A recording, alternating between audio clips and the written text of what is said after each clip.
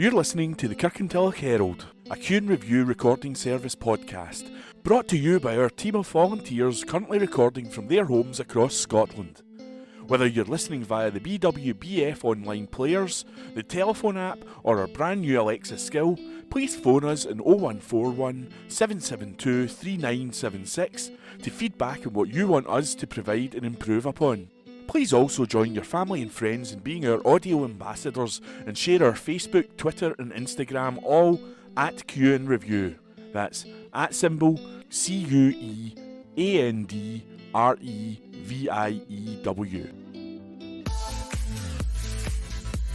This week's Kirkintilloch Herald, published on Wednesday, the 2nd of November 2022.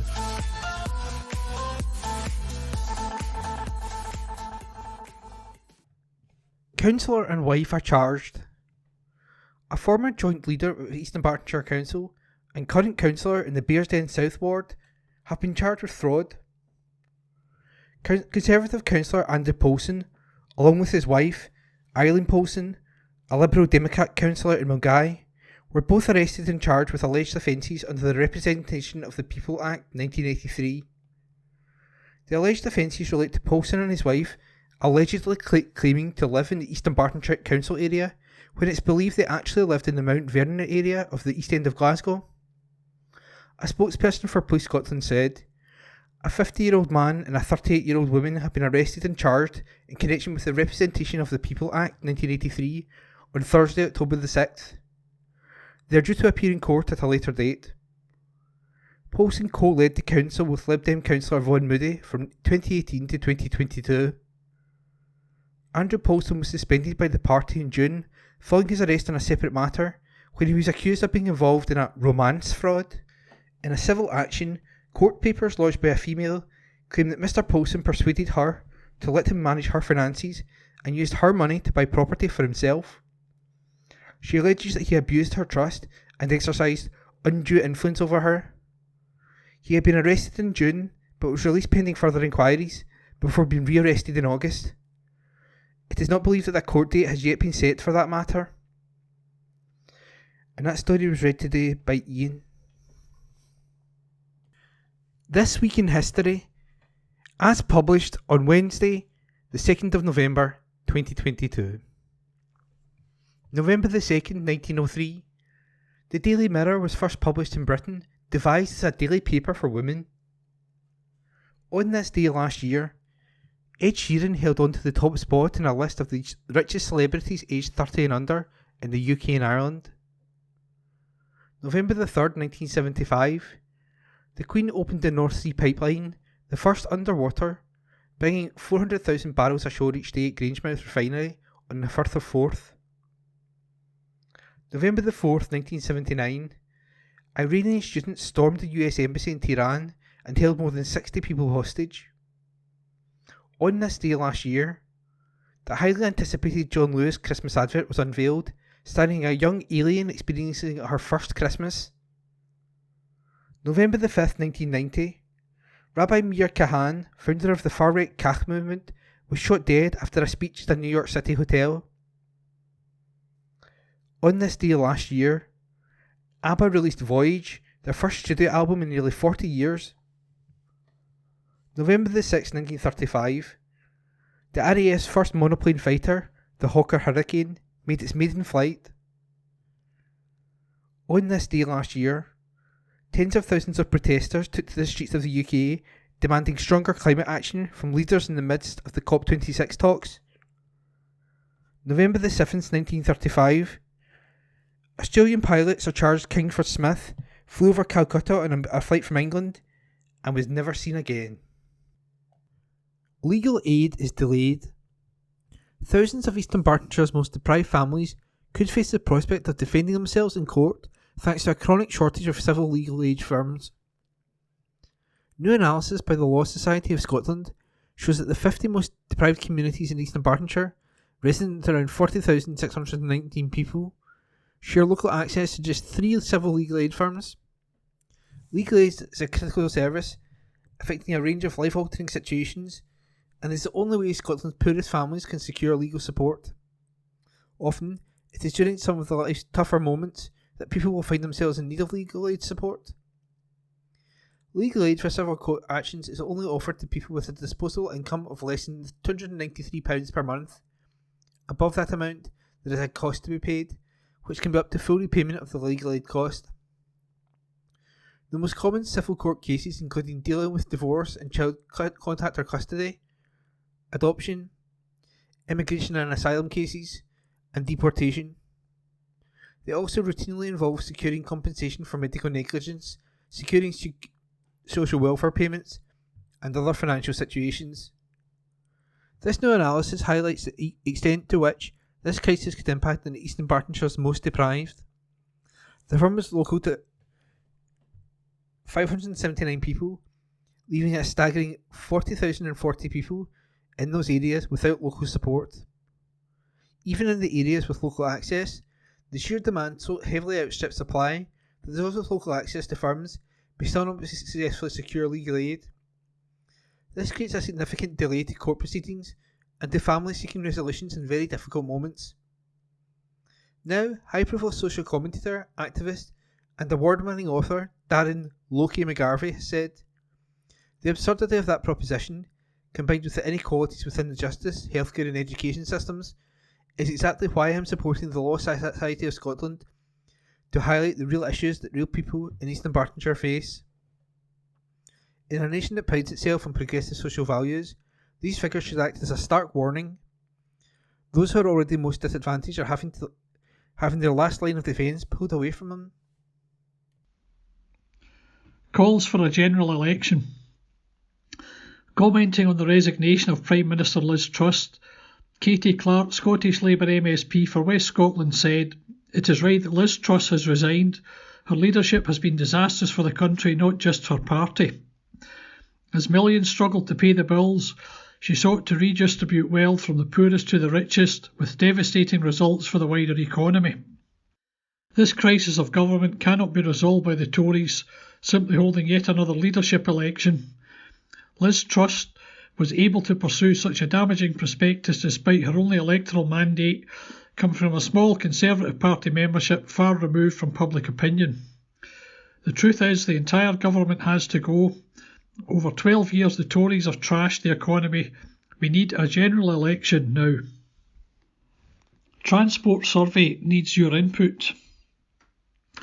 Local politicians are urging Eastern Bartonshire residents, businesses and commuters to share their views on local bus services following the takeover of First Bus Services by the McGills Group. In a recent meeting with CEO Ralph Roberts, Alan Smith MP and Evelyn Tweed MSP heard more about the company's plans across the Stirling bus network.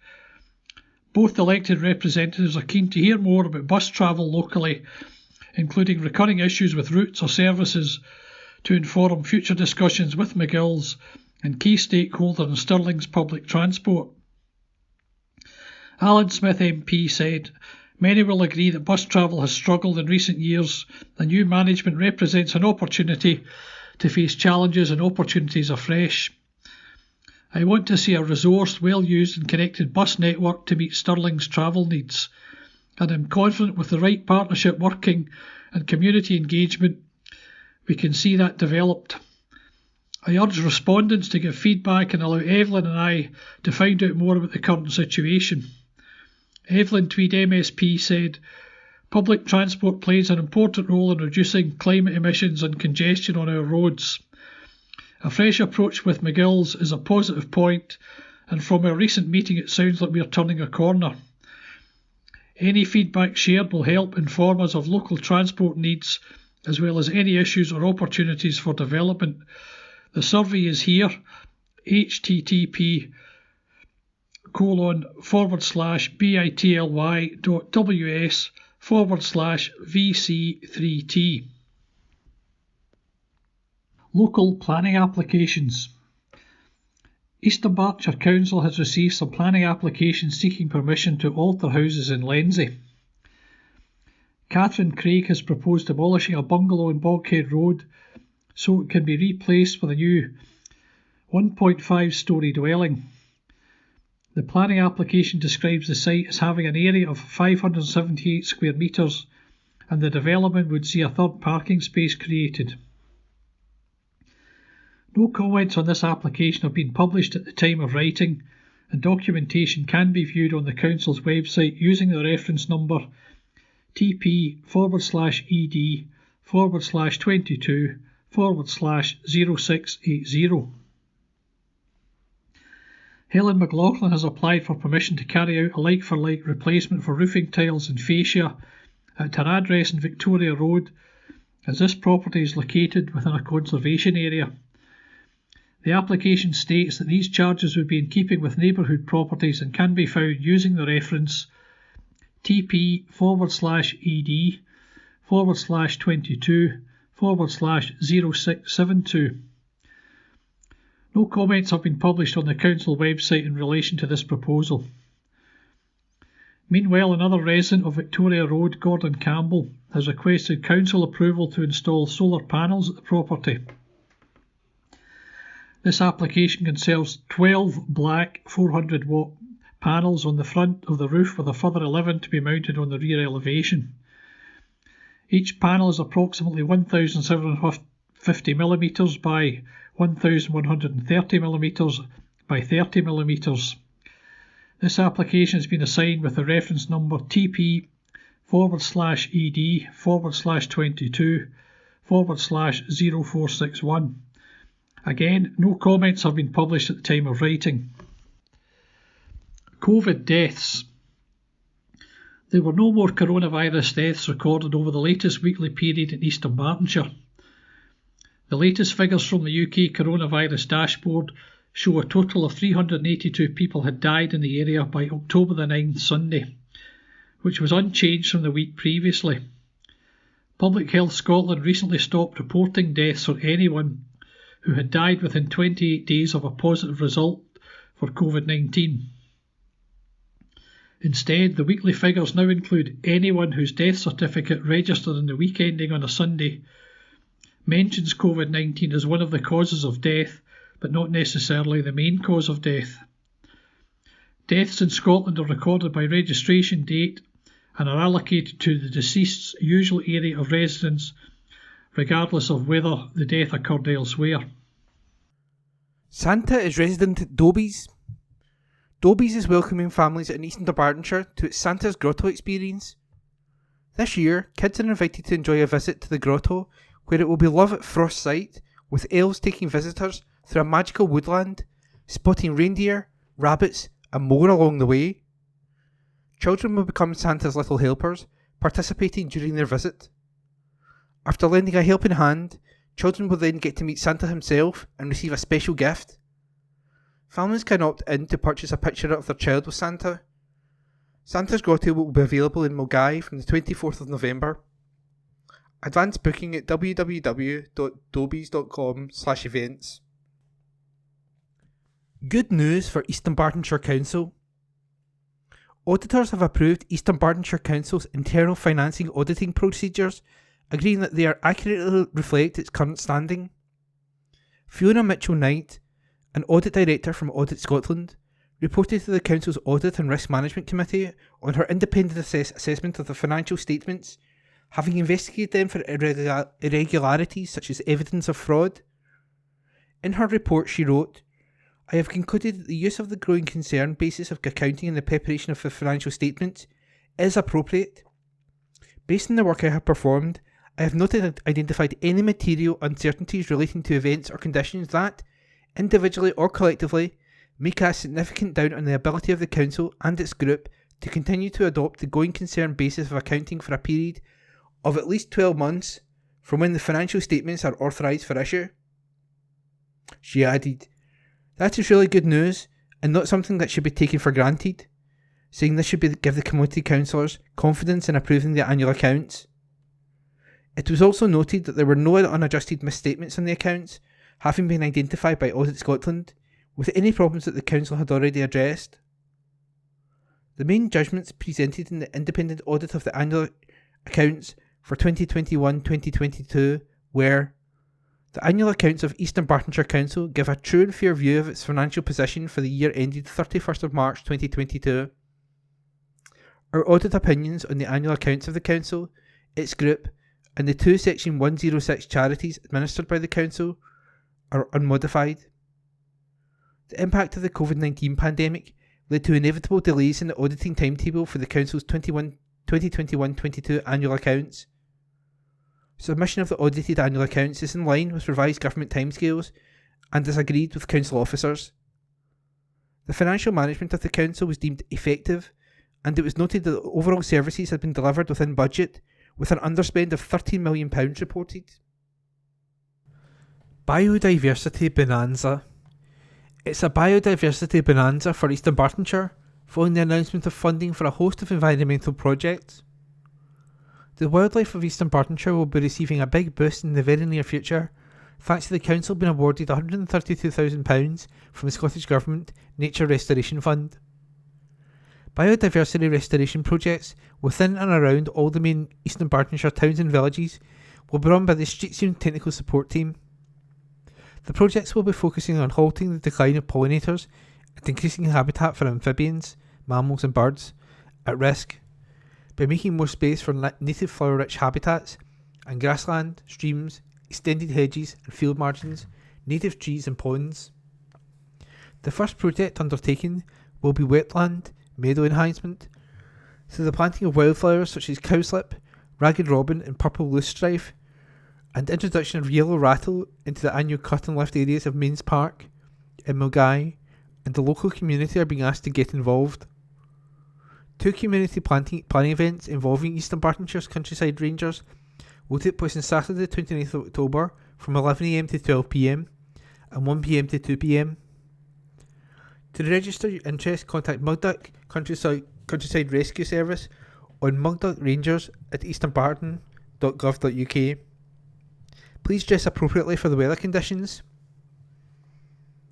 Councillor Paul Ferretti, convener of the Eastern Bartonshire Council's Place, Neighbourhood and Corporate Assets Committee, said, "Maintaining local biodiversity is fundamental for everyone living, working and enjoying the wonderful countryside and nature of Eastern Bartonshire. A wealth of projects will be getting underway in the coming months, including street tree planting to enhance tree corridors in our urban areas, meadow creation to provide rich areas rich in pollinating plants and bulb planting to increase biodiversity.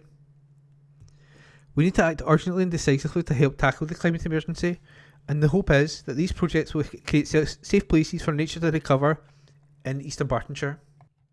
Celtic FC donates £400,000. Celtic FC Foundation, the charitable arm of Celtic Football Club, has announced a £400,000 contribution to aid those in field crisis across Scotland. Amid the cost of living crisis, Celtic FC Foundation, CFCF, have moved to help support with those most disadvantaged within our communities struggling to pay for domestic fuel. CFCF have fully funded this initiative and will assign fuel vouchers worth £49 to around 6,200 households, helping approximately 17,000 individuals. Working in partnership with the Fuel Bank Foundation, the UK's only charity focused on specifically supporting people who are facing a fuel crisis, CFCF's investment should help alleviate the pressure for thousands of households in the coming months as winter approaches. The Foundation staff at Celtic Park will be the initial point of contact for those seeking help. An additional 500 individuals will receive a winter warmer self-care pack to the value of £100. Shining a spotlight on racism campaign. Eastern Bartonshire's best known buildings were lit up red in support of the charity Show Racism the Red Card. The council has backed the anti-racism Wear Red Day last Friday, October the 21st, by illuminating the community hubs in Bearsden, Bishopbriggs and Kirkintilloch, and Milngavie Town Hall with red lighting to show their support for the initiative. Council employees were also encouraged to wear something red on that day. Council leader Gordon Lowe said, "Eastern Bartonshire continues to support Show Racism the Red Card, an important campaign that looks at addressing the issue of racism still prevalent in our society. We hope that our residents, schools and employees will join us again this year to support this vital campaign. We can all work to create a better future for everyone by spreading the word and, if possible, by making a donation to support the charity's work. All donations go directly to combating racism in society through education schemes. Show Racism the Red Card was founded 26 years ago with a donation from Shaka Hislop, the former Newcastle United goalkeeper. In 1990, Shaka faced racist abuse while simply filling his car with petrol. However, after realising who he was, the people shouting abuse proceeded to ask for his autograph. This experience led Shaka to realise he could use his position as both a role model and footballer to make a change through educating people about racism and the various forms it can take in society and within our communities. The charity is now the UK's leading educational charity of its type, providing educational workshops, training sessions, multimedia packages, and a whole host of other resources, all with the purpose of tackling racism in society. To donate to Show Racism the Red Card, text RED to 07470 to donate £1, text RED5 to donate £5, text RED10 to donate £10, and RED20 to donate £20. Text costs a standard network rate set by your mobile provider, plus a donation amount of your choice. For more racism, visit the Show Racism the Red Card website, www.theredcard.org. Robbery concerns. Concerns are mounting within the community following a woman being robbed in broad daylight. Police Scotland said that an investigation is now underway into the circumstances of the matter. Officers initially received the call around 3 p.m. on Monday, October the 24th, to a report of a woman having been robbed in a lane next to Kirkintilloch Road in Bishopbriggs.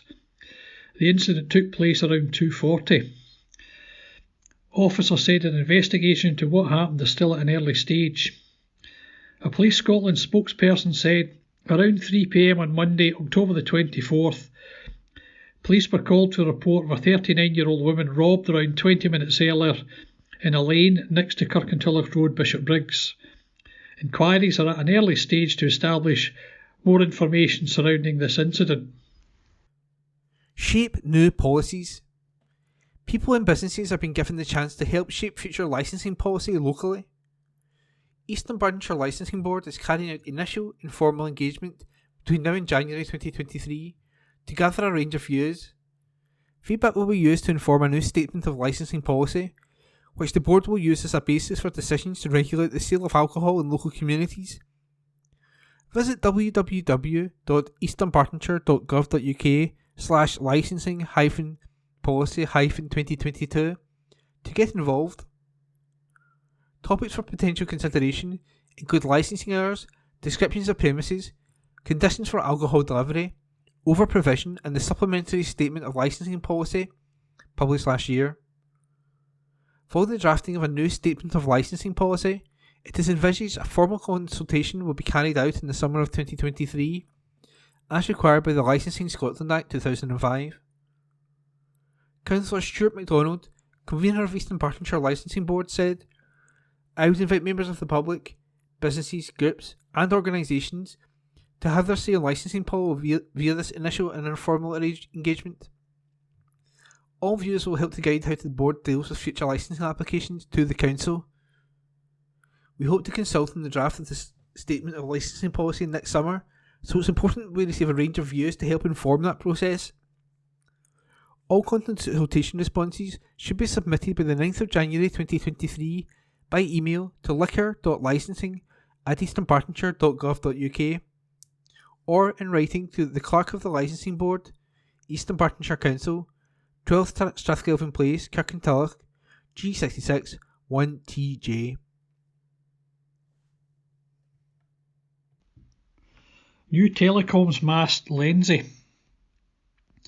A telecoms company has applied for prior planning approval in relation to a new 25-metre mast in Lenzie.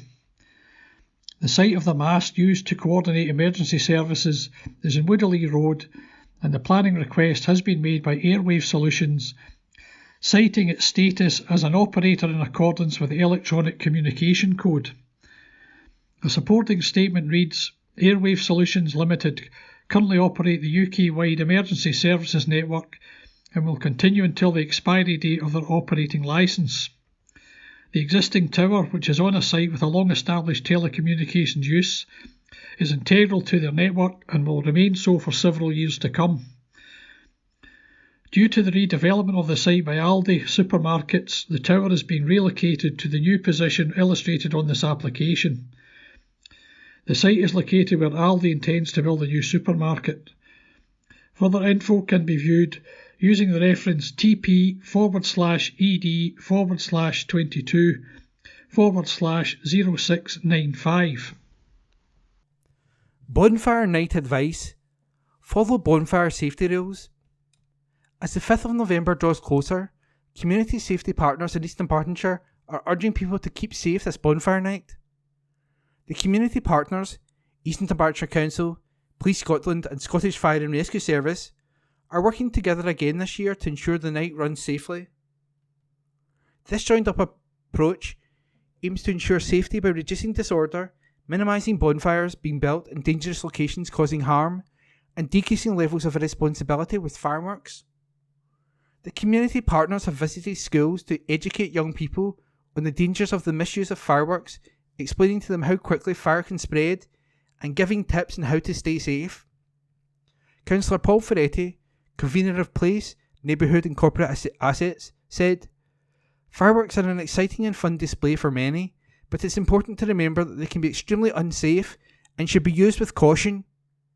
Therefore, attending an organised display is the safest way to enjoy bonfire night. We would like to remind everyone of the dangers of fireworks and bonfires that are not used correctly or that are left unattended pose that are a huge threat to the safety of everyone.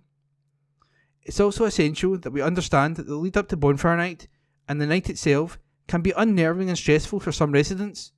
This is why our community wardens will be policing within Police Scotland and Scottish Fire and Rescue Service to respond to any reports of antisocial behaviour through the incorrect use of fireworks and illicit bonfires. Furthermore, our trading standards officers will be inspecting all premises that are licensed to sell fireworks. We should also be mindful of animals during this time and the anxiety fireworks can cause them. Please show consideration towards pets and animals during the festivities, keep safe and enjoy this bonfire night sensibly." Local Senior Officer, LSO, Scottish Fire and Rescue Service, Joe Mackay, said, "Bonfire night is one of the busiest times of the year for our crews. Our advice to attend organised events wherever possible, as this is the safest option. Last year, firefighters responded to more than 370 bonfires across the country, and during an 8-hour period on 5th of November, and in the weeks leading up from bonfire night, from 8th of October onwards, crews attended more than 880 deliberate secondary fires, including bin fires and grass fires. We have a zero-tolerance approach to deliberate fire setting, which can put properties and lives at risk." Community Inspector Alan Ferris added, "We have been working closely with key partners on our plans to keep communications across Eden to Bartonshire safe from antisocial behaviour and fireworks-related disorder on the run-up and throughout bonfire night. In addition to local policing resources, we will once again be supported by national and specialist colleagues as part of Police Scotland's Operation Moonbeam. School link officers have been delivering inputs and engaging with young people to highlight the very real dangers and consequences of being involved in criminality around fireworks. We would ask that parents and guardians assist us by having frank conversations with young people in their care about these risks and what actions they could face if caught by police. It is now a criminal offence to purchase fireworks for anyone under the age of 18, and you can face a £5,000 fine, 6 months in prison, or both. Please don't risk it. A new aggravator will also be added to the charges brought against those who attack emergency service workers, and this highlights how serious any such offences are treated. Please help us make this bonfire night period as safe and enjoyable as possible for all members of our communities. Residents are reminded that it is against the law to light a fire in a public place if it endangers any other person or property or gives them reasonable cause for alarm or annoyance. Possess fireworks if you are under 18 years old. Fail to comply with the restrictions on the times that fireworks can be used by the general public. Cause unnecessary suffering to animals. Light fireworks before 6 p.m. and after 11 p.m. This extends to midnight on the 5th of November. If you are planning to use fireworks this year, please follow advice from the Royal Society for the Prevention of Accidents and plan your night correctly. You can find out more information here, www.rospa.com/home-safety advice, facebook.com/fireworks-safety. Please keep in mind, to report any antisocial behaviour or unauthorised fireworks sellers, call Police Scotland on the non-emergency 101 line or 999 in an emergency. Crime Stoppers can be called anonymously on 0800 555 111 or contacted through their website at www.crimestoppers-uk.org. You can find out more information on how to keep animals safe and secure around fireworks at a dedicated website from the Scottish SPCA at www.scottishspca.org/news/fireworks-advice. For more on how to stay safe this bonfire night by visiting Scottish Fire and Rescue's website at www.firescotland.gov.uk. Royal College of Nursing ballot. Responding to the latest NHSP offer from Scottish Government, Royal College of Nursing Scotland Director Colin Pullman said, "Yet again the Scottish Government has failed to listen to our members' concerns for the safety of their patients. They have failed to recognise the safety critical role of all nursing staff and their essential contribution to our NHS and our nation's health. Under this proposal, nurses continue to face a real terms pay cut. This is even more stark with inflation reaching a 40-year high. Many are making difficult decisions about heating their homes, feed their families, and travel to work, while carrying the burden of being unable to do the best for their patients due to severe staff shortages. Our ballot for strike action continues. Members are more determined to have their voices heard." Council report shows scheme is well received.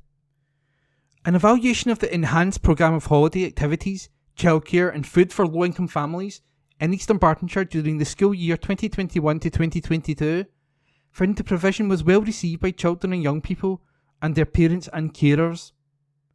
Additional funding from the Scottish Government augmented existing holiday provision delivered within the primary, secondary and additional sports needs (ASN) sectors in Eastern Bartonshire. During the 2021-22 primary school snack and play sessions were delivered from the 6 hub schools based in Kirkintilloch, Lennoxtown, Bishopbriggs, Milngavie and Bearsden during the summer, Easter and October week holidays. Similarly, Merkland Play Scheme operated during the summer, Easter and October week holidays, and Campty View Play Scheme ran for 3 weeks during the summer. Activities were provided by the following agencies: Operation Play Outdoors, Independent Dance, Creative Sparks, EDLC Trust, Little Lotus Yoga, Summer Reading. For secondary pupils, the Summer of Fun provided young people from low-income families with free leisure activities within EDLC leisure centres. All young people were able to attend Eastern Bartonshire Council Youth Services drop-in sessions, where they could take part in activities from DJ workshops and garden projects to orienteering and tubing. Youth Services also partnered with the Merkland School to deliver a summer programme specifically for young people with additional support needs.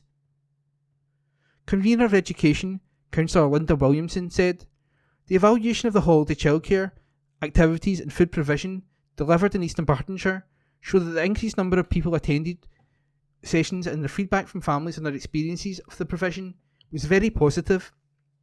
Councillor Williamson added, "I would like to thank all the families that contributed to the evaluation and our hardworking staff in education, facilities management, the EDLC Trust and Transport Services for ensuring low-income families in Eastern Bartonshire are supported during the holiday periods, particularly in the current financial climate." Fair Bus Campaign. Disability campaigners from Eastern Bartonshire were among those to deliver a petition to Downing Street demanding fairer access to bus travel. Sandy Taylor from Kirkintilloch, Scotland Chairman of the UK National Federation of the Blind, joined representatives from other organisations to present the petition, which has been signed by more than 160 groups. Sandy said, We are calling for access to buses directly from the pavement edge, as we have done for many years. However, recent changes have often required us to cross a two-way cycle lane in order to board the bus. This makes it impossible for the blind, visually impaired and many other disabled and elderly people to access bus travel. Member of Parliament for Eastern Bartonshire, Amy Callaghan, joined the campaigners to show her support. MSP applauds new refreshed baby box. Strathkelvin and Bearsden SNP MSP Rona Mackay has welcomed the news that Scotland's baby box, 58,044 of which have already been delivered across the Greater Glasgow and Clyde Health Board area, is receiving a makeover for its 5th birthday. The Scottish Government introduced the new baby boxes scheme in 2017, entitling every newborn in Scotland to a box containing essential items intended to make sure that every child has the best possible start in life. Based on the latest figures for number of baby boxes given out by health boards, 235,622 boxes have been distributed to parents across Scotland since the start of the project. Commenting, Ms Mackay said, "I am delighted that Scotland's much cherished baby box has been given a French makeover just in time for its 5th anniversary. With updated clothing designs, the refreshed baby box now includes a baby-friendly toothbrush to promote oral health from the very beginning of a baby's life. The arrival of a new baby is a wonderful and joyous moment for every family in Eastern Bartonshire, but, as every new parent no doubt appreciates, the cost of welcoming a new addition to the family can be significant, and particularly when household budgets are under increasing pressure with the cost of living crisis. Regardless of the circumstances of new mums and dads, receiving a baby box is a celebration of their new arrivals, and the essential items needed for the first 6 months of their child's life really is a very welcome gift. And the addition of a toothbrush to the baby box for the first time will hopefully encourage good dental health from the beginning and all the way through its life. The baby box is one of many transformative actions the SNP is taking to make a real difference to children and families on low incomes, like the game-changing Scottish Child Payment, which will soon be £25 per week per child. While the SNP government continues to deliver bold policies in government for a fairer Scotland, with the limited powers at its disposal, it is only with the full powers of independence that we can properly build a better future that works for everyone. First Minister and Prime Minister chat. Scotland's First Minister, Nicola Sturgeon, has had a chat with the new PM, Rishi Sunak. The Prime Minister congratulated him on his appointment and wished him well. She expressed her hope that there would be a constructive working relationship. She made clear that the Scottish Government would do everything possible to establish such a constructive relationship, but stressed it must be built on mutual respect. The First Minister also expressed the strong view that the UK Government should address the pressure being felt by people and businesses as a result of inflation and economic pressures, and should not exacerbate that with a further wave of austerity.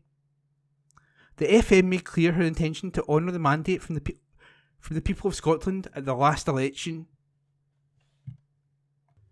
Family announcements. Deaths.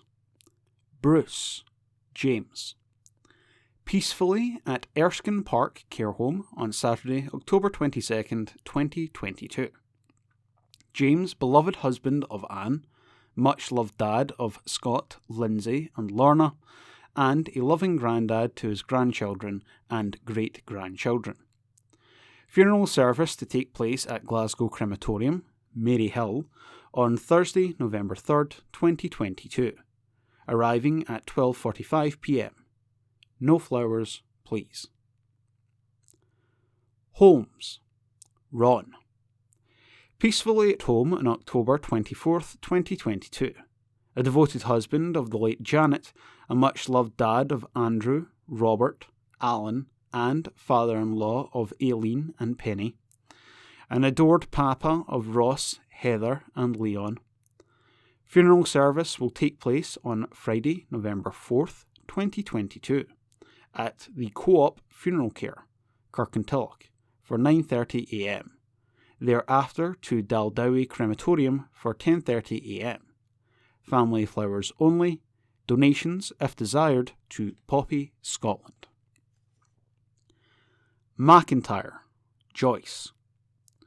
Suddenly at Glasgow Royal Infirmary on Friday, October 21st, 2022. Joyce, beloved wife of the late James, much-loved mother of James and Carol, and a loving grand to her grandchildren and great-grandchildren. Fortified by the rites of the Holy Catholic Church. RIP reception and vigil at Holy Family and St Ninian's RC Church on Tuesday, November 8th at 6:30 p.m. Funeral Mass on Wednesday, November 9th at 10 a.m. and thereafter to Carrer Cemetery. In Memoriam. Henderson, William. In loving memory of William, who passed away on October 30th, 2021. A loving husband of Margaret, dear dad to Billy and granddad to Matthew and Lewis. Sadly missed by his loving family. Holyrood View with Rona Mackay, MSP. MSP says it's time to call a general election. Many of my constituents cannot afford to heat their homes. Many are struggling to afford even the most basic foods, with prices for essential items rising by as much as a staggering 65%.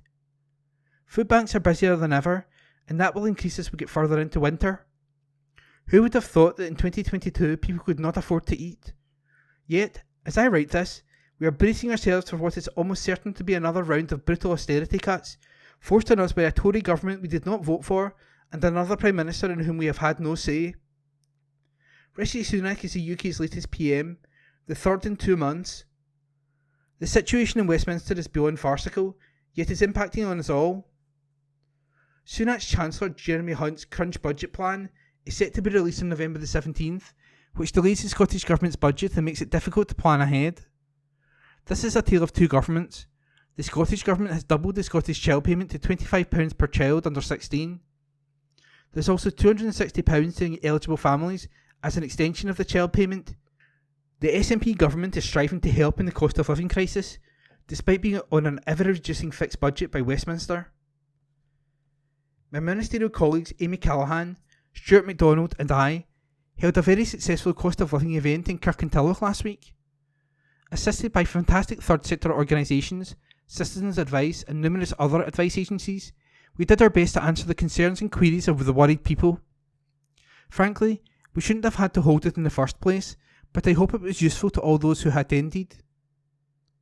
Elsewhere, it has been great to get back to visiting schools, nurseries and organisations. I attended the legendary marathon fundraising weekend by Rookie Rockstars, a terrific charity who do so much good work with young people. It's extremely clear we now need a general election to stop the Tories punishing us further with their incompetence. But more than that, we need to break out from the constant cycle of UK governments blatantly ignoring our needs, Scotland's needs, its independence, and we all deserve so much better than this. Opinion. Let's talk. The Kirkintilloch Herald letters page.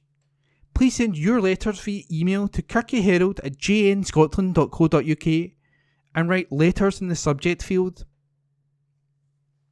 Time it was made easier to spend the purple pounds in Clutter's town centre.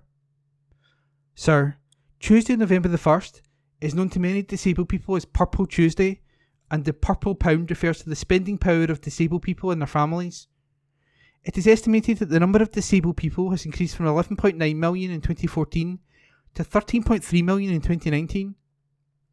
The prevalence of disability rises with age, and it is estimated that 3 in 4 in their families have walked away from a UK business, citing poor accessibility and or poor customer service. Similarly, nearly 75% of disabled online consumers will click away from a website due to inaccessibility. In the UK alone, the purple pound is worth a staggering £274 billion and is estimated to be rising by 14% per year, yet less than 10% of organisations have a targeted plan to access the disability market. This is not only a huge frustration for disabled people, but is also a huge missed opportunity for businesses in our town centre. In Kirkintilloch, many businesses are missing out on the purple pound due to the inaccessibility of the town itself, as inclusive design has never been a priority for our town planners, leaving disabled shoppers excluded, and this is a clear breach of the Equality Act 2010. The shared space experiment has failed in Kirkintilloch, just as it has elsewhere, as it clearly discriminates against disabled people, and many potential customers avoid the town due to the dangers and confusion there. Thankfully, our new council voted to reinstate the traffic lights at the busy Catherine Street junction, and we await this with great anticipation, as it will help in making our town centre safer, and will avoid the confusion faced by motorists and pedestrians. However, there are other access issues which need to be addressed. The High Street, Cowgate, is currently inaccessible to many blind, visually impaired and other disabled and elderly pedestrians due to the proliferation of cafe furniture and other street clutter. I have repeatedly asked East Dunbartonshire Council for either an unobstructed corridor along the building line or to put a perimeter screen around tables and chairs, as is done in most Costa Coffee branches. The current use of planters as segregation adds to the problem. Screening would prevent white canes becoming tangled in chairs and customers' baggage and allow the safe and social distancing navigation of the blind, visually impaired and other disabled pedestrians to access their town and support all of the businesses there. While council officers agreed to implement these changes, no action has been taken. I, on behalf of the many blind, deafblind, visually impaired and other disabled people, would be grateful if readers would contact their local councillor to support us in accessing our town centre in order that we can spend our money in local shops. I would also challenge Kirkintilloch Community Council, KCC, to follow their constitution in supporting the views of the local community. Yours, etc., Sandy Taylor, Chairman, the National Federation of the Blind of the UK, NFB UK, in Scotland. Rishi's Tories for the drop. Sir, when a football team plummets towards relegation, it is inevitable the club will bring in a new manager. The new manager will try to get the supporters back on board by drafting in some new faces and promoting a few young, enthusiastic second-string players, but will, crucially, get rid of the old guard who were responsible for the team being in that position in the first place. Such actions might arrest the decline or, at the very least, allow the re-energised team to go down fighting. In his first job as PM, Rishi Sunak has singularly failed to take any of these eminently sensible actions and has organised his new cabinet around those who failed under Johnson, under Truss and will fail again under Sunak. Rabb, Williamson, Coffey, Braverman, Dowden, Barclay, Sharps. All the same tired old faces and abject paucity of ideas. It is a cabinet that merely panders to the various extreme factions in the party and is also the result of favours repaid by Sunak to those who supported him. If anyone thinks the latest PM's appointment is a breath of fresh air and that he's going to shake things up for the good of the country, they need only look at this cabinet and think again. It has ensured the Tories' annihilation at the next election. In his first act as Prime Minister, Sunak has failed spectacularly. Yours, etc., D. Mitchell, by email. Please be kind to staff, says NHS GGC. Dr Scott Davidson, Deputy Medical Director for Acute Services at NHS Greater Glasgow and Clyde, has issued an appeal to patients, visitors and members of the public to treat the NHS GGC staff and each other with respect in these difficult times. The appeal follows some isolated cases in recent weeks where some staff have faced unpleasant abuse in the course of their work. Dr Davidson said, "Across NHS Greater Glasgow and Clyde, all our services continue to be under considerable pressure. We are aware that some patients are having to wait longer than they would expect, and that staff in our wards may not be able to spend the amount of time with patients that they would ideally like. We apologise for any frustrations and distress that this may cause.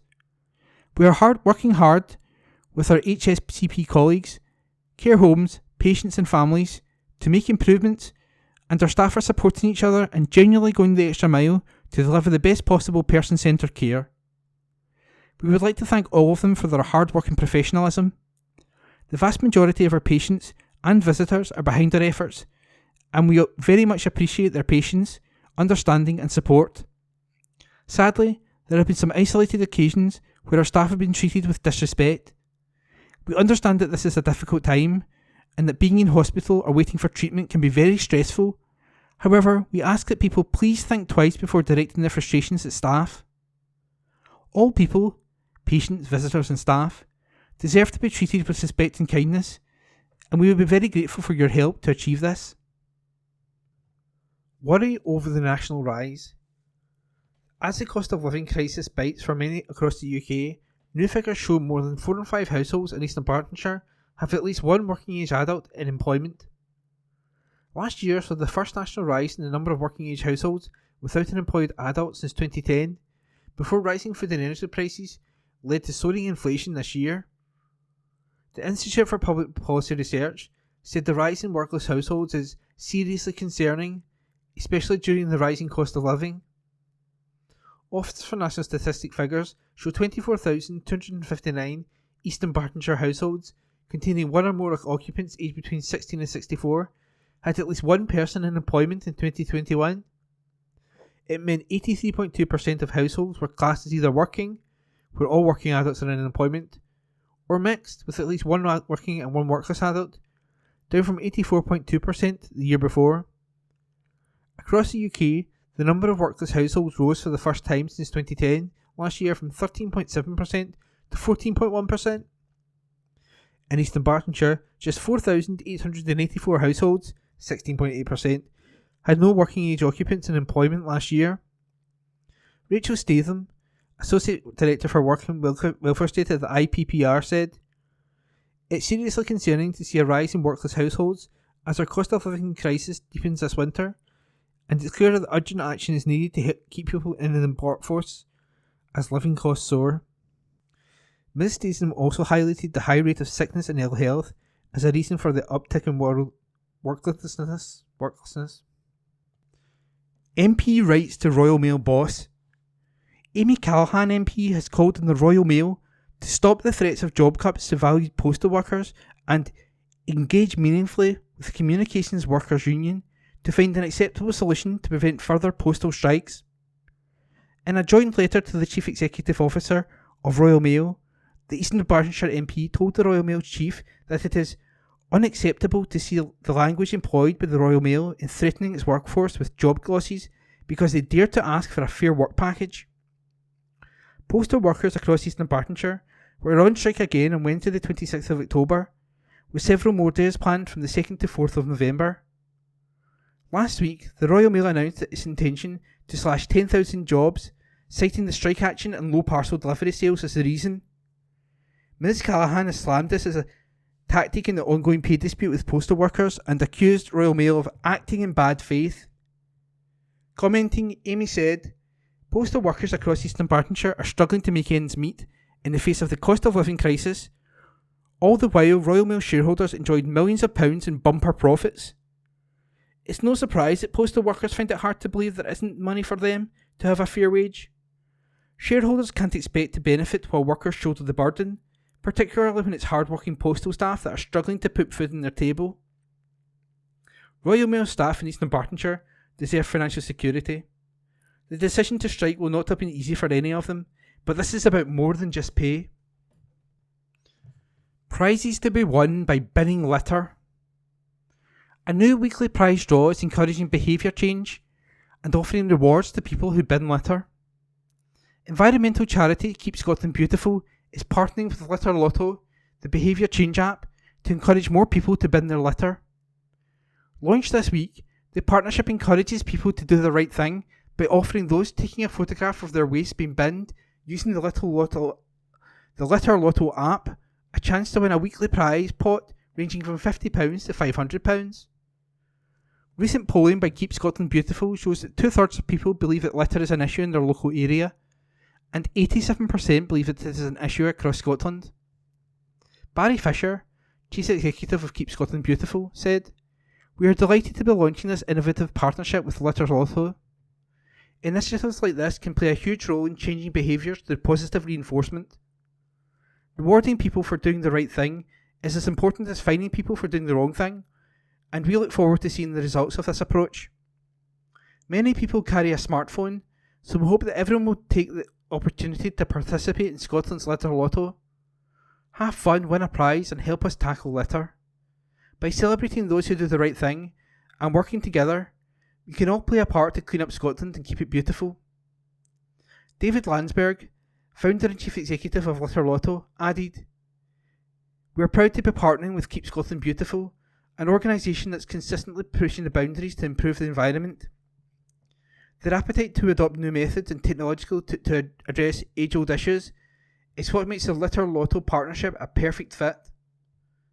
We are looking forward to working with them to create an even cleaner Scotland." The Litter Lotto app is available to download for free on the App Store and Android Store. visit the Litter Lotto website www.litterlotto.com for more information. Childline launches campaign to help children at risk of sexual exploitation. Childline has seen counselling sessions with children in Scotland about child sexual abuse and exploitation increased by almost a fifth in the past year.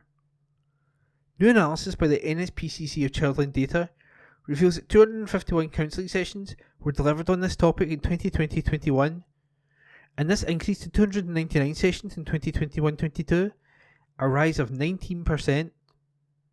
The charity is revealing this data as its Childline service launches the Full Story campaign to encourage more children and teenagers at risk of or suffering sexual exploitation to use Childline for immediate confidential help. Over the last year, Childline has heard from thousands of young people about sexual exploitation, with some being manipulated into performing sexual activities after being given money, drugs, or love and affection. Others have been sexually exploited after being trafficked from their home. The Full Story campaign has created a series of short films showing 5 different scenarios of sexual exploitation. In one of the films, a 15-year-old is standing outside a party with her boyfriend. She is plied with alcohol by her older boyfriend, who later says she owes him and tells her to have sex with his friends. Adonai Alaid, Childline Scotland Service Head, said, "Often, when children describe what is happening in their relationship, they don't realise they are being groomed and abused. Our counsellors have heard from children who have said they didn't realise what they experienced in a relationship or friendship was wrong until they were much older. And some said at the time they thought their abuser was someone they could trust. Others said they thought that they were to blame for what had happened and were scared about what would happen if they did speak out. This is why this campaign is so important. It's essential that all children and young people have an awareness of this issue and know that no matter what the circumstances are, sexual exploitation is never in a child's fault, and there are people like Childline who can help. Find out more about the Full Story at www.childline.org.uk. Date Wednesday the 2nd of November 2022. District News, General. Holyrood View, The Green Party Gathers Strength, by Ross Greer MSP. The ongoing disaster of Tory rule at Westminster has reached new levels of catastrophe in recent weeks, and people across Scotland have had enough. One poll this month showed the Scottish Greens edge ahead of the Scottish Conservatives and take the title of third largest party, and another showed that it wasn't an outlier, with the Greens a whisker away from third again. This wasn't just down to the collapse in the Tory vote. Support for the Scottish Greens is also surging, and it is a response to the impact we are having as part of the Scottish Government, such as free bus travel for young people and a freeze on rent prices over winter. The First Minister may have caused some of the UK's more sensitive journalists and Tory politicians in mock outrage when she described how much she detests the Conservative Party, but she was speaking for the vast majority of Scottish people. The Tory Party exists to make the rich richer and keep the poor poor, and the departure of Liz Truss will change none of this. They introduced a 2-child cap and the rape clause, forcing those who have survived the trauma of rape and had a child as a result to then relive that trauma to a stranger before they can access child benefit if they've already had 2 or more children. That is truly detestable. They've ramped up the sanctions regime for those who need to access to social security benefits. Missing appointments because your bus was delayed could see you go without any support for weeks, a policy which has seen a surge in people driven to use food banks. Overseas, the Tories have handed billions of pounds of weapons over to truly wicked regimes such as the Saudi monarchy, whose bombing campaign in Yemen has killed tens of thousands of innocent people and resulted in a famine of biblical proportions. Scotland didn't vote for this, but the Tories have blocked our democratic right to escape by becoming an independent country, something most people here did vote to have a say over when they elected a majority of MSPs last year on manifestos of proposing a referendum. Was the First Minister's language really the outrageous thing, or was it the horrendous levels of actual harm the Conservatives have deliberately inflicted on the most vulnerable? And that was the Holyrood View by Ross Greer MSP. Royalty visits Seagull Trust. Everyone was delighted when Princess Anne paid a visit to the Kirkintilloch branch of the Seagull Trust. As a royal patron, Her Highness was recommissioning the Marion Seagull to be used as a day boat, having been converted from a holiday boat by a dedicated team of volunteers from the engineering team of the Seagull Trust. Her Royal Highness met with the branch committee and engineering team and chatted with members throughout her visit. She then boarded the boat, where she met and chatted with guests from the Erskine Park Home for Ex-Servicemen. A commemorative plaque was unveiled before a short sail on the newly recommissioned boat. Antiquities Society. The next meeting of the Kirkintilloch and District Society of Antiquities will be on Thursday, November the 3rd, in the Park Centre at 7:30pm, when we will have a presentation from local writer David McVeigh on David Gray, The Evidence. David Gray, the Kirkintilloch poet, was born in the town in 1838 and died there in 1861. Visitors welcome. Cat foster carers. The Scottish SPCA is urgently appealing for cat foster carers in the Glasgow area. Anyone interested in applying can do so via the Scottish SPCA website. Heart of the matter, Dr. Frank Dunn. I never cease to be thankful for my 52 years as a doctor. The death of my youngest sister Jo at the age of 32 from cancer was a source of great sadness to the family, and especially for her husband and 2-year-old son. My sister produced a series of tapes made available to her son on his 21st birthday. The first tape began with the words, "What should I tell you?" and this became the title of a book. I will be delivering seminars for medical students on the principle of clinical assessment, and it brought me to mind the question, what should I tell you? Much of what I will tell the students relates to how to take a history and examine the patient. However, this will be intertwined with how to care for the patient. Kindness is the vital ingredient in caring for patients. I asked the students to imagine they are visiting their doctor with the prospect of having a serious illness. How would they feel? There will be anxiety, possibly fear they may have difficulty articulating their symptoms. The early part of assessment should comprise general questions and try and relax the patient. Listening attentively is vital. There are numerous symptoms to check, but focus should initially be on what is known as the presenting complaint. This should be thoroughly assessed, as often the key to diagnosis lies in what the patient tells you. The acronym SOCRATES, SOCRATES, is a help in remembering the key aspects of pain site, on-site, character, radiation, associated symptoms, timing, exacerbating and relieving factors, and severity. One of the key questions relates to whether the symptoms are progressing in duration and severity. This usually points us to the presence of a significant illness. The history taker inquires about a whole range of possible symptoms, lifestyle issues, family history, social history, medications, allergies, past medical history, and hopefully a differential diagnosis will emerge. The tendency to rush the history should be avoided, as often the answer lies in a thorough history. The examination of the patient does not follow the history. It starts from the moment the patient walks into the room. Much can be learned from the patient's demeanour. Despite all the negativity around healthcare at present, these students are preparing for a most rewarding and privileged profession. Public notices. East Bartonshire Council Public Notices. East Bartonshire Licensing Board, Licensing Scotland Act 2005. East Bartonshire Licensing Board is reviewing its Statement of Licensing Policy. The Statement of Licensing Policy will set out the policy on which the Licensing Board will base its decisions on how it regulates the sale of alcohol in East Bartonshire. The Statement on Licensing Policy will be published by November 2023 and will apply until 2028, unless replaced by another Statement of Licensing Policy.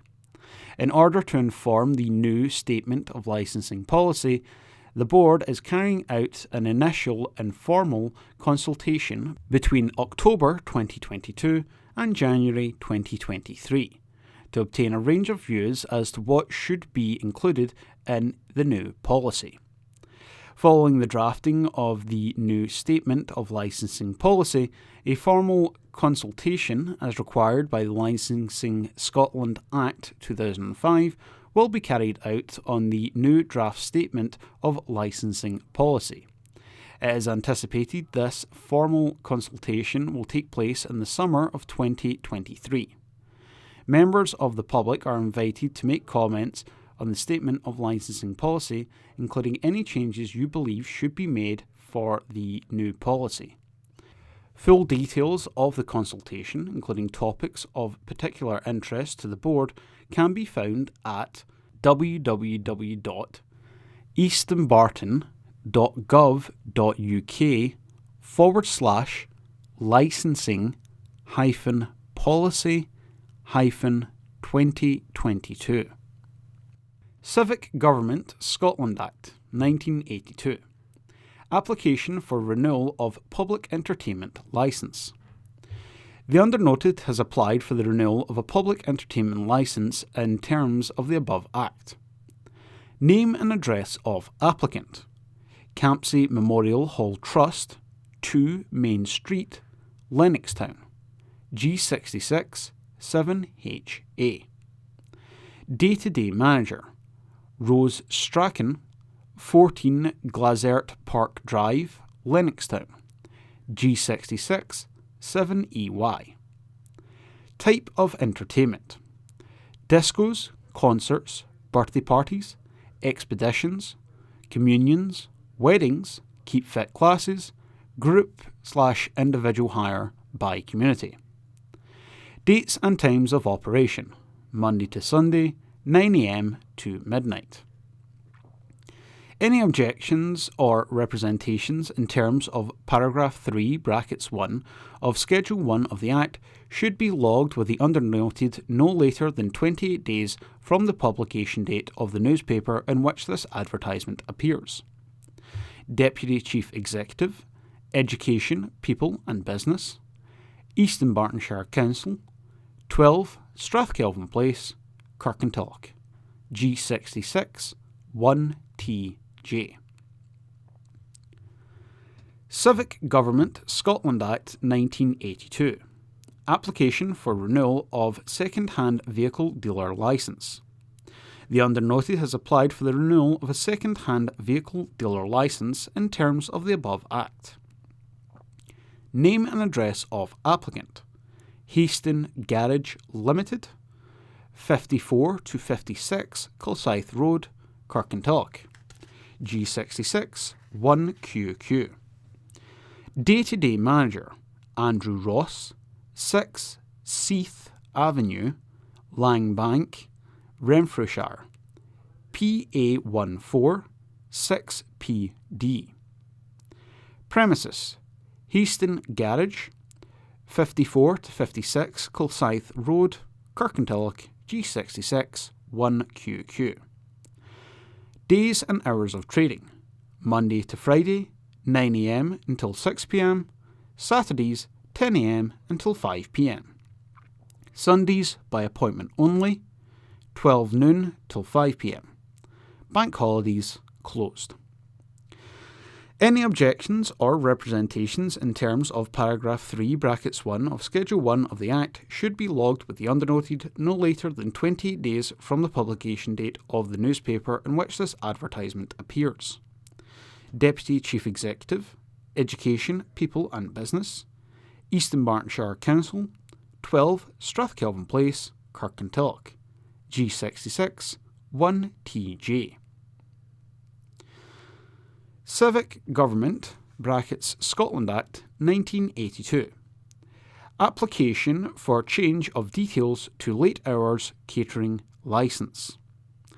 The undernoted has applied for a change of details to incorporate a change of day-to-day manager, as noted below, to their late hours catering licence in terms of the above Act.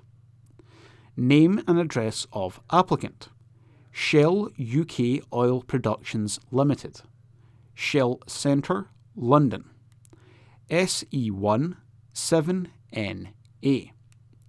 Premises: Shell Westermains, 31 Glasgow Road, Kirkintilloch, G66 1BG. Day-to-day manager: Hassan Khan, 38 Curley-Bray, Livingston, EH546UG. Director details: Norman Can, 38 Curlew-Bray, Livingston, EH546UG. Hours of business: Monday to Sunday, 11 p.m. until 5 a.m. Any objections or representations in terms of paragraph 3, brackets 1 of Schedule 1 of the Act should be logged with the undernoted no later than 28 days from the publication date of the newspaper in which this advertisement appears. Deputy Chief Executive, Education, People and Business, East Dunbartonshire Council, 12 Strathkelvin Place, Kirkintilloch, G66 1TJ. Members' surgeries. Councillors' arrangements for interviewing residents. Ward 7, Kirkintilloch, East and North and Twecker. Stuart MacDonald. 9th of November, The Hub, William Patrick Library, Service Room 1. 5:30 p.m. until 6 p.m. 9th of November, Hearstains Huts, 6:15 p.m. until 6:45 p.m. Between surgeries, councillors can be contacted at the Members Support Unit on 0300 12345 10. That number again is 0300 12345 10. Planning applications. TP/ED/22/0600. 1 Coxdale Avenue, Kirkintilloch, East Dunbartonshire, G66 1AR. Replacement of 2 roof light windows. Section 65, affecting CA 21 days. TP/ED/22/0685. 5 Grove Park, Lenzie, East Dunbartonshire, G66 5AH. Erection of garden room with rear garden. Section 65, affecting CA 21 days. The application plans and other documents can be viewed online through the Council's website. The current restrictions on non-essential office work associated with the coronavirus pandemic means that plans cannot be viewed in Council offices as normal. Written comments may be made within the above period to the Council through the Council's website or to the above address. Any representations will be treated as public documents and made available for inspection by interested parties and may also be published on the Council's website. Traffic notices. North Lanarkshire Council, Town and Country Planning, brackets Scotland Act 1997 as amended. Town and Country Planning, Development Planning, Scotland Regulations. Notice of North Lanarkshire Local Development Plan adoption. Further to the Notice of Intention to Adopt of March 2022, the Scottish Ministers have confirmed, after due consideration, that the Council can proceed to adopt the North Lanarkshire Local Development Plan. The plan duly became operative on the 6th of July 2022 and will be formally published on the 2nd of November 2022. Please note that legislation affords no opportunity to make further representations. Aggrieved parties may seek to challenge only points of process and law to the Court of Session. Paper copies of the plan are not being made generally available beyond a reference copy at Civic Centre, Motherwell, and at each of the Council libraries. However, the plan and all other relevant materials are available on the Council's website on this page, www.northlan, that's northlan.gov.uk/next plan. That's NEXTPLAN. Rob Roy Need to Be Better. Written by Brian Newell and read by myself, Corey. Stuart Maxwell had no complaints as Rob Roy were knocked out of the Scottish Junior Cup by Arthurlie. The Barrhead side ran out 3-1 winners at Guy's Meadow in the match that saw the home side reduced to 9 men. A Gary Carroll header opened the scoring for Arthurlie in the second half. They went 2 up when Jordan Leyden saw his penalty saved by Kevin McAllister, but tucked away the rebound. Aaron Healy made it 3-0 before Rob Roy pulled one back when Connor Hughes forced the ball over the line. Any hopes of a comeback were dashed when Robbie Young was sent off and Derek McNabb also saw red.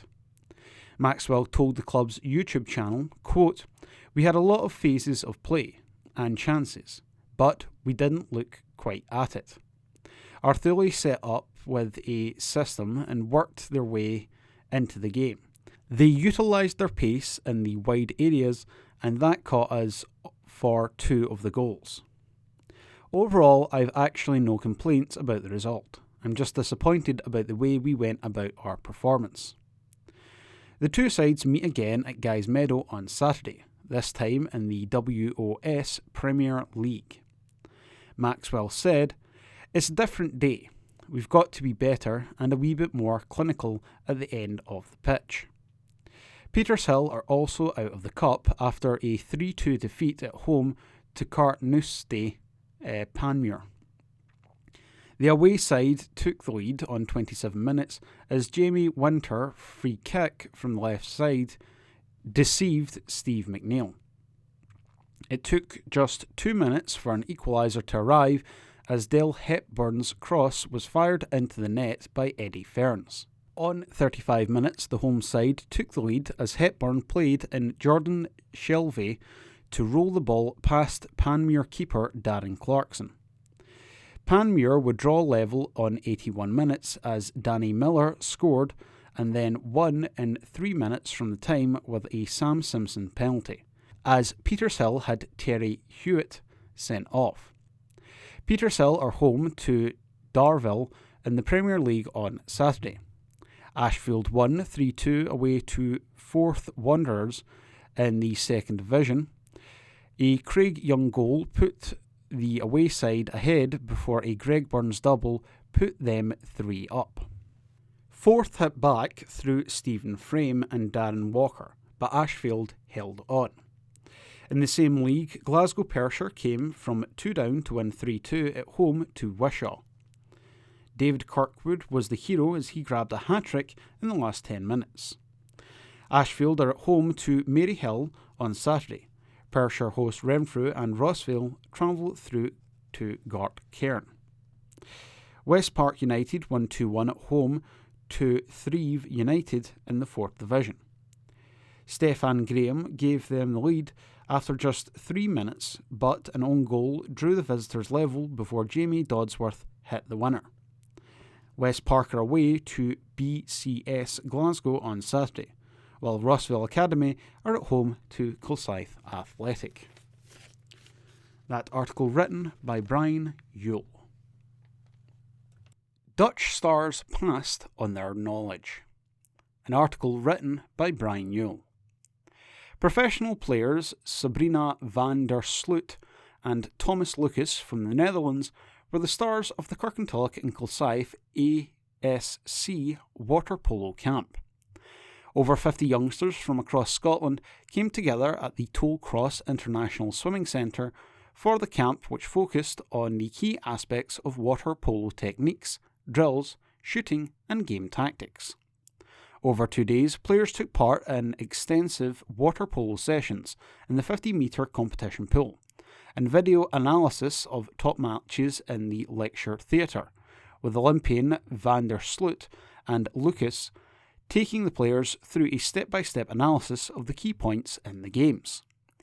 The Dutch duo travelled to Glasgow fresh from playing in the World and European Water Polo Championships, where van der Sloot won the World Championship bronze medal.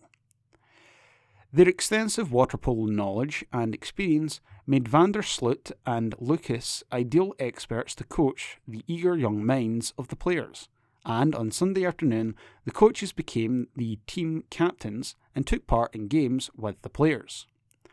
Creating time on the ball, finding the right pass, and shooting high into the corners of the goal were all part of their armoury, and allowed the players to see world-class water polo close up. At the end of the camp, the coaches held an award ceremony, recognising the excelling effort, attitude and coachability of the players, with Van der Sloot and Lucas awarding signed Olympic kit, swimming caps and water polo balls. Camp manager Alan Scooby said, "We have all been incredibly fortunate and grateful to have our water polo camp coached by Thomas and Sabrina, who were generous with both their time and their knowledge, and I would like to thank them on behalf of everyone involved." Coach Nico Fenu added, "Seeing the young players in the pool working hard and playing water polo together with Sabrina and Thomas is something I will never forget. It felt like both a dream come true and a vision for the future." National Under-18 women's coach Neil Rayner said, "This was the water polo equivalent of having Megan Rapone and Neymar deliver a football camp on Scotland's juniors. Everyone gets excited and coaches listen carefully." The players also provided feedback, with Chloe Kirkwood saying, "I think it was an incredible opportunity to meet such high-achieving players. Just the fact that they imparted their knowledge on us was incredible." With feedback from the camp being overwhelmingly positive, planning is well underway for another in early 2023. Scooby thanked all of the other parties involved in the camp. He said, "Bringing such a high level of camp to Glasgow has been an incredible team effort with the National Lottery Community Fund and West District's swimming committing funds.